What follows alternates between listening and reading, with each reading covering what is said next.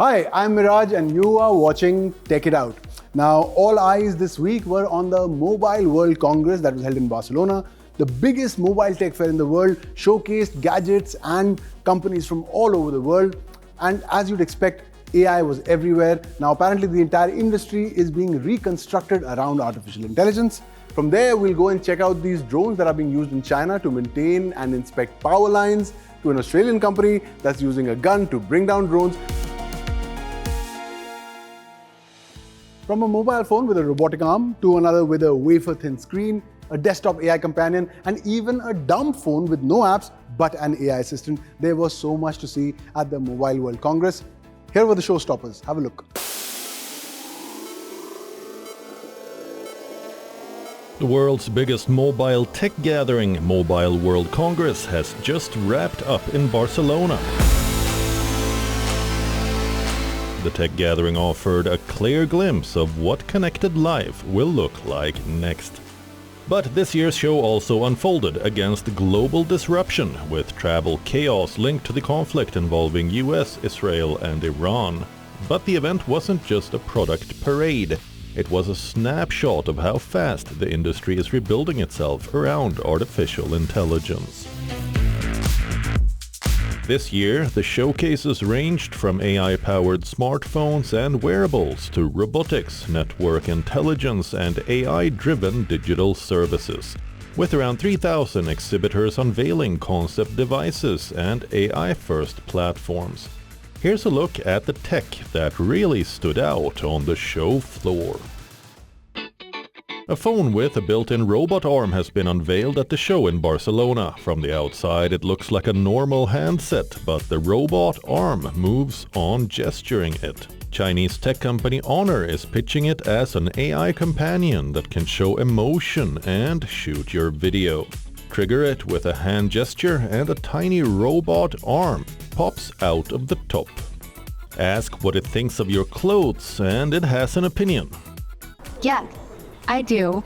Your outfit looks really stylish and professional, and the dark colored jacket with the Honor logo gives a sense of unity and fashion. Play some music and the phone even dances to the beat. The robot camera uses a 3-axis gimbal system to shoot smooth video. AI tracking keeps the lens locked on the action. And a steady mode holds the frame even when there is a lot of movement in front of the camera. For decades, the form factor of smartphone has barely changed. But as AI technology evolves, we need a new species of device. By merging robotics with our latest smartphone technology, we've created the Honor robot phone, which can sense and interact with the world. Chinese electronics maker Lenovo showcased its concept devices at the mobile show, including a desktop robot. This one is designed to live right on your desk and help you work. It's called the AI workmate. Simply ask it to share your presentation and the robot projects your slides onto a nearby surface, a wall or even your desk. It can also read hand gestures, scan and summarize documents and organize your notes as you go. It's not just a smart assistant, it is a physical co-worker designed to sit in your workspace and think alongside you. So the AI Workmate is a companion device for your PC. So what it does is it allows you to leverage AI to either create presentations, help you manage your schedule throughout the day, but also with the AI Workmate, there's some articulation to the device that gives it a little bit of a fun factor. Chinese electronics company TCL is upgrading its flagship NXT paper display technology. The promise is simple, a screen that behaves more like paper, designed to be easier on your eyes, less glare, less strain, and a display that reads more like a printed page than a phone screen. The technology is the centerpiece of TCL's new handset, the NXT Paper 70 Pro. NXT Paper is designed to mimic natural light and the look of real paper. making it gentler than traditional displays. Users can switch between different viewing modes: color paper, ink paper, and max ink, each one changing how the screen renders content. Here today, we offer a display technology at hardware level. This is the first thing. Second thing is that the display next paper technology we combine with the operating system, which can provide it's like a black and white effect, like a paper light. So the magic is not only about software, it's like in the surface of the display. Mobile phone maker HMD is rolling out an AI assistant across some of its latest handsets this year. The company is best known for making feature phones, devices that sit between basic handsets and full smartphones and come with fewer apps for less distractions.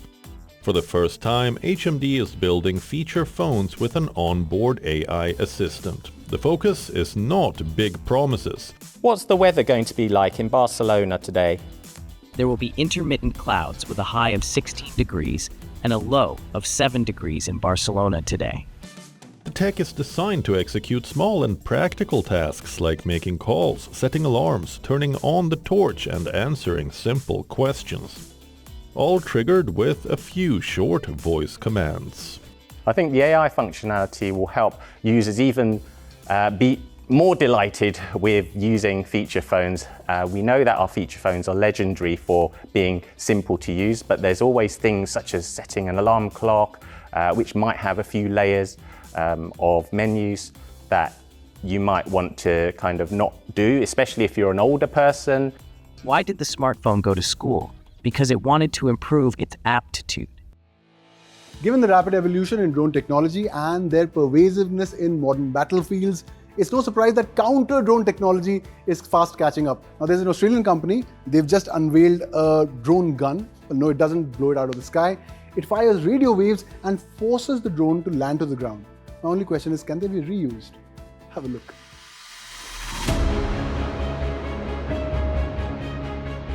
Modern conflict is increasingly being shaped by small, unmanned systems that are cheaper, faster to deploy, and harder to detect. From front lines to civilian airspace, drones are now used for surveillance, precision strikes, and electronic disruption. As their presence grows, so does the need for technology that can detect, track, and disable them without causing collateral damage. In Sydney, an Australian defense technology company called Drone Shield is developing systems designed specifically for this role, countering unmanned aerial vehicles using directed radio frequency methods instead of traditional munitions. The same technology is now being used by Ukrainian forces to defend against hostile drones on the battlefield. The process begins with detection. Sensors scan the environment, identifying the presence of unmanned aircraft and analyzing their signals. So you might be in Ukraine, a person in a trench, and you hear that overhead buzzing sound. If we are in the West, hear that in the city, we just get annoyed, right? There, it's a life or death situation, because if a drone sees you, it goes kamikaze style towards you, it has explosives strapped to it, so you're very likely to die. So the idea is that if you hear that, or even before you hear that, when you hear it, chances are it's too late because it's too close to you. So our devices can often give you multi-kilometer range of alert, well before the drone can see you. Once a threat is confirmed, operators can choose to monitor the drone or disable it using a handheld system known as the drone gun. The device uses concentrated radio wave energy to interrupt the drone's communication, navigation, and video transmission links. Alternatively, you want to take a drone gun out and basically point it at the drone, and that creates a block between the drone or swarm of drones and the outside world, and the drone says, okay, I'm lost, I don't know where I am, so I'm just going to crash or gonna land. When those connections are lost, the aircraft is forced to land or crash without the need for a kinetic strike.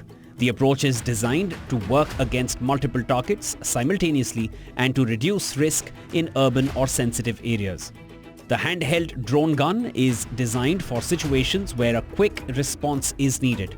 It can be carried by a single operator, switched on within seconds, and aimed directly at a moving target in the sky. But this is only one part of a larger system. The same technology can also be installed as a fixed setup to protect a permanent location. In this format, multiple sensors are placed around a site to create a constant surveillance zone. They continuously scan for drone signals, detect their presence, and show their position on a live screen. This allows security teams to see how many drones are in the air, how far they are, and in which direction they are moving. If required, the disruption system can be activated from the same control station without physically chasing the target. There are also vehicle-mounted versions of the system. These are used when protection is needed over a large or moving area. The vehicle carries both the detection sensors and the disruption unit, turning it into a mobile counter-drone platform. So you see all of those strategic deployments of drones and you're saying, okay, any future war will have all the normal things you'd expect, like tanks and artillery and missiles, but also it will have drones. And with it, you need counter-drone systems to cover that. This means the technology can move with convoys, temporary bases, or field operations while continuing to monitor the airspace around them. The advantage of this non-kinetic method is control. Because the drone is not blown up, there is no falling debris and no risk to people or infrastructure below. The aircraft simply loses its link and comes down on its own. This makes the system suitable for use in places like airports, stadiums, public events, and other sensitive locations where safety is critical.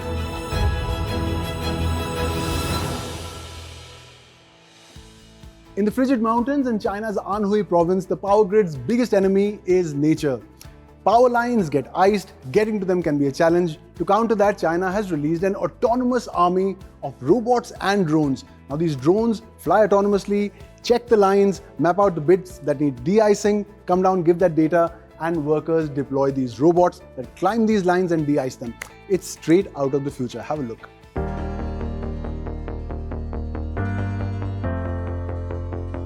Winter doesn't just change the landscape. In some places, it completely changes how essential systems are maintained. When temperatures drop and mountain paths turn slippery, even a routine power line inspection can become a full-day climb, and when thick fog swallows 60-meter-high transmission towers, visibility is no longer guaranteed. This is where a new set of tools is quietly reshaping the way power networks are managed. Deep inside the Dabi Mountains in East China's Anhui province, 4 major transmission corridors carry electricity to the Yangtze River Delta. During cold waves, ice builds up quickly on these lines, adding weight, increasing risk, and making manual inspection both slow and hazardous. To keep the power flowing during the Spring Festival peak, engineers here are now working with drones, AI-based image analysis, and a de-icing robot that can be placed directly on the wire. Reaching these transmission towers is still a physical task. The terrain does not allow vehicles, so crews walk for hours, carrying their equipment through narrow, icy mountain paths. But once they arrive, the inspection process is very different from the past. A drone lifts off, and in less than 5 minutes, it completes a close-range check of the entire structure, capturing high-resolution images of key components. Even in low visibility, the aircraft can follow a preset route and position itself close to the tower. What do we do if the fog is too thick and we can't see the tower? In such cases, we rely on our autonomous inspection method, allowing the drone to fly close to the tower on its own. This approach enables us to clearly capture images of many components, such as checking for ice or snow accumulation on the tower. The photos are then instantly transmitted back to our system, where the large model can annotate each image, identifying any potential defects on the tower. The images are sent back in real time, where AI systems automatically tag each part of the structure and flag possible faults. Ice removal has also moved to a remote process. Instead of climbing the tower and striking the conductor manually, a drone now carries a compact de-icing robot and places it directly on the ground wire. The device moves along the line and breaks the ice layer while operators control it from the ground. A 20-meter section of ice-covered wire can be cleared in about a minute, At the end of the day, the drones return with hundreds of images. What used to take hours of manual review is now completed in just a few minutes. AI systems analyze the data, identify potential hazards, and create a digital record of the line's condition. This allows maintenance teams to plan targeted repairs instead of conducting repeated field visits. The people operating these systems represent another shift.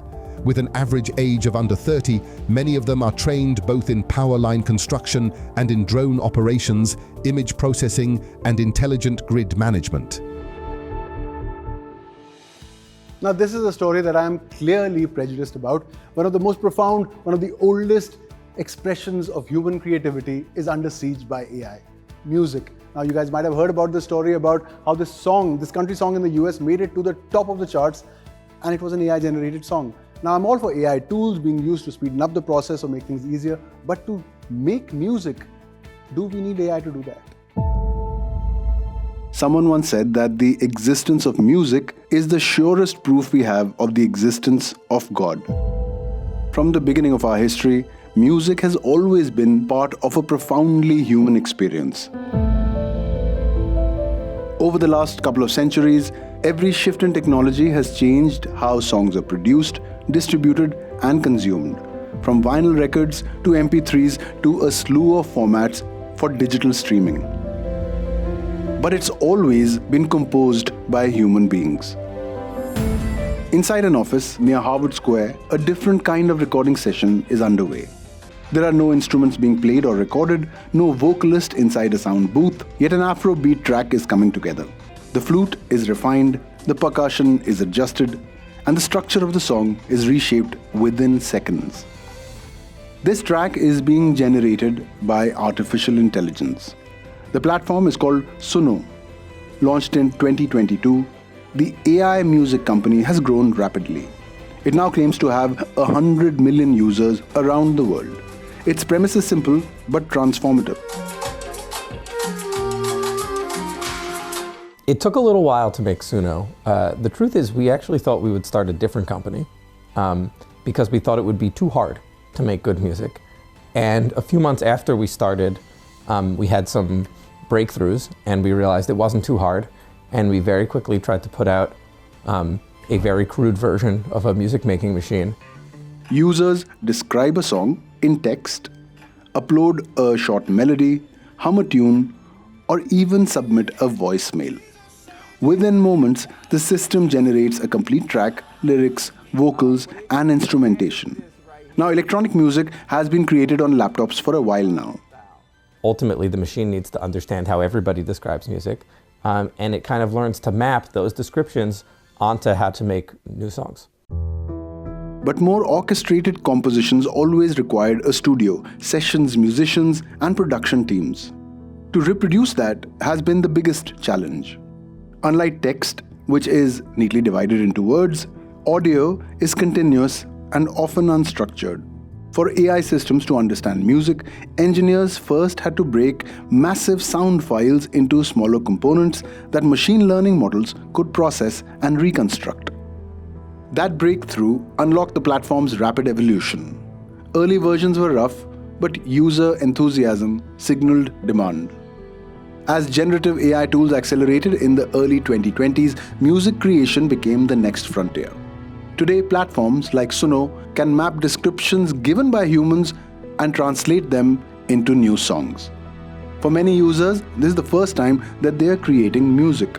While professionals may not use end-to-end AI solutions for music, AI tools are becoming a part of the workflow, analyzing sound, repairing defects, refining mixes, and developing demos. The thing that we are most proud of is that 100 million people have made music on Suno, and the vast majority of whom have never made music before.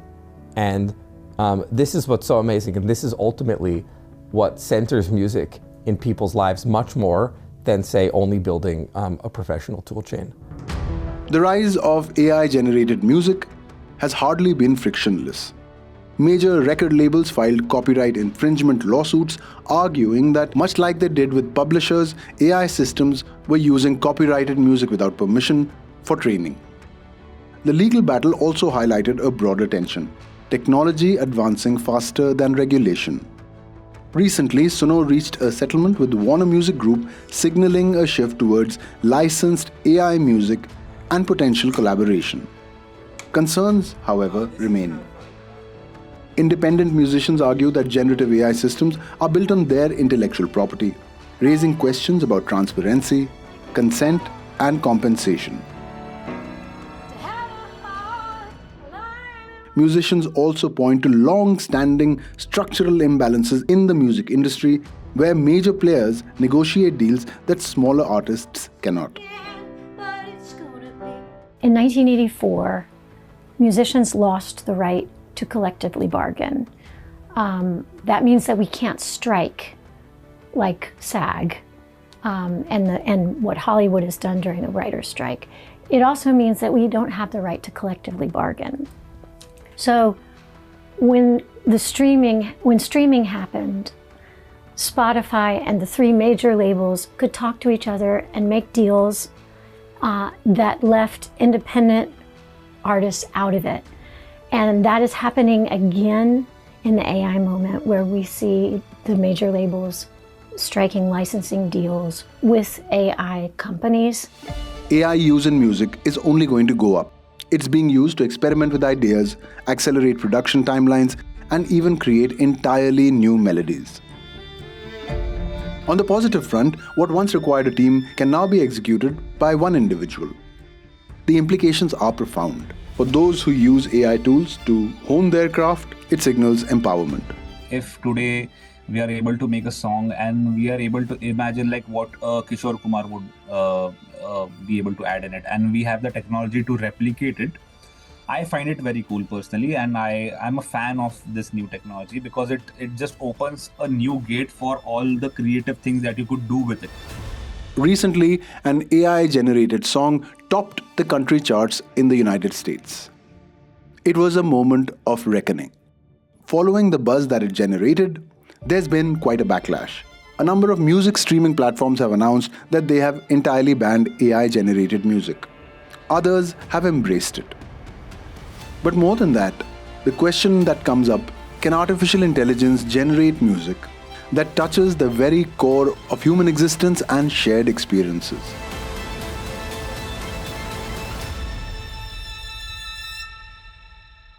If you've been following the news, then you must have heard about Anthropic, the AI company's tussle with the US government.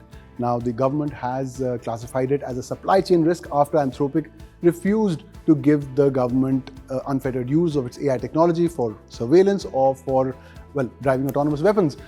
What's been really heartening to see is that people in the know, people who work in AI, people at Google and at OpenAI have written an open letter urging their employers to stand up to the US government so that their technology is not used for surveillance of citizens and not used for guiding autonomous weapons.